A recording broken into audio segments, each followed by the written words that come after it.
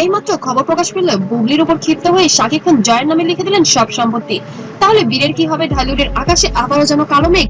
এবার বুবলিকে নিয়ে বিস্ফোরক তথ্য দিলেন শাকিব খান। এর আগেও নাকি বুবলি অনেক সম্পর্কে জড়িয়েছেন।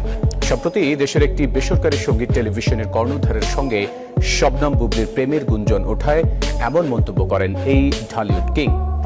এ যেন এক নতুন ভূমিকম্প। শাকিব খান, অপু বিশ্বাস এবং শবনম বুবলি ত্রিভুজ গল্পের এবার ঘটতে যাচ্ছে ইতিহাসের সবচেয়ে বড় ক্লাইম্যাক্স। গুঞ্জন উঠেছে বুবলির উপর চরমভাবে ক্ষিপ্ত হয়ে এবার অভাবনীয় সিদ্ধান্ত নিয়ে ফেলেছেন কিং খান।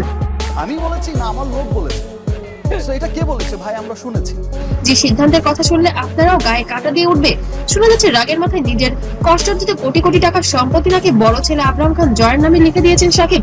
কিন্তু হঠাৎ কি এমন ঘটলো? বুবলির এমন কি ভুল করলে যার কারণে শাকিব এত বড় পদক্ষেপ নিলেন? আর বিষয়টাই খুব হঠাৎ করেই হয়েছে। আমি বললাম যে যদি সব সম্পত্তি জয়ের নামেই হয়ে যায় তবে ছোট ছেলে শেহজাদ খান বীরের কি হবে? এবং আরো একটি কন্যা সন্তান শার্লিনেরই বা কি হবে? বুবলি কি তবে একবারে নিঃস্ব? জানতে হলে ভিডিওটি না টেনে শেষ পর্যন্ত দেখুন, কারণ ভেতরের খবর আরো ভয়ঙ্কর। শাকিব একজনের কাছ থেকে দুজন এই বিষয়টা কিন্তু ছড়ানো। খানের ব্যক্তিগত জীবনে যেন কোন সিনেমার চেয়ে কম নয়। একদিকে অপু বিশ্বাস, অন্যদিকে শবনম বুবলি।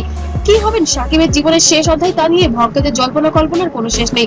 তবে সম্প্রতি বুবলির কিছু মন্তব্য এবং শাকিবকে নিয়ে করা বিভিন্ন পোস্ট নাকি কিং খানের রাগের আগুনে ঘি ঢেলে দিয়েছে। কোনো পাতলেই শোনা যাচ্ছে শাকিব খান বারবার বুবলিকে সতর্ক করার পরও বুবলি নিজের সিদ্ধান্তে অনড় ছিলেন। মিডিয়ার সামনে শাকিবকে নিয়ে বুবলি বারবার এমন সব মন্তব্য করা হ্যাপি বার্থডে বলো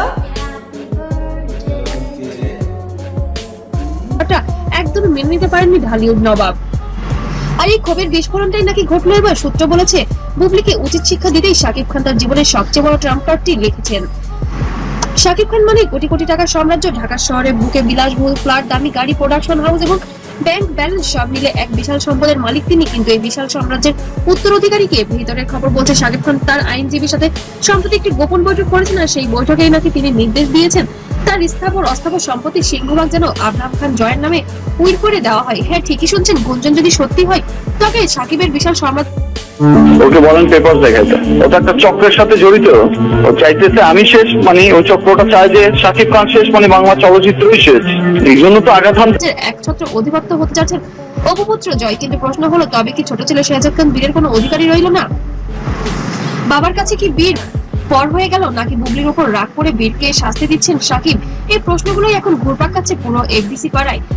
এই খবর যদি সত্যি হয় তবে অপু বিশ্বাসের চেয়ে খুশি এই মুহূর্তে বলবো, সেটা ছেলে অথবা মেয়ে হোক, নিজের কনফিডেন্সটা ইম্পর্টেন্ট। আপনি কি কাজ করছেন, আপনি কতদূর কাজ করতে পারবেন এবং আপনার কাজটা মানুষ কিভাবে দেখছে। সো ওই জায়গা থেকে নেগেটিভিটি যদি আমাকে আর কি হলে দীর্ঘদিন অপমান আর নীরবতা যেন এক মধুর প্রতিশোধ পেল অপু। অনেকেই বলছেন অপুর ধৈর্য আস্থাকে এবং তার ছেলেকে এই রাজত্ব এনে দিয়েছেন। অন্যদিকে বুবলির মাথায় যেন আক্ষরিক অর্থই আকাশ দিকে পড়েছে। যে শাকিবকে নিজের করে পেতে একসময় সবকিছু বাজি রেখেছিলেন বুবলি, আর সেই শাকিব তাকে শূন্য হাতে ফিরিয়ে দিচ্ছেন।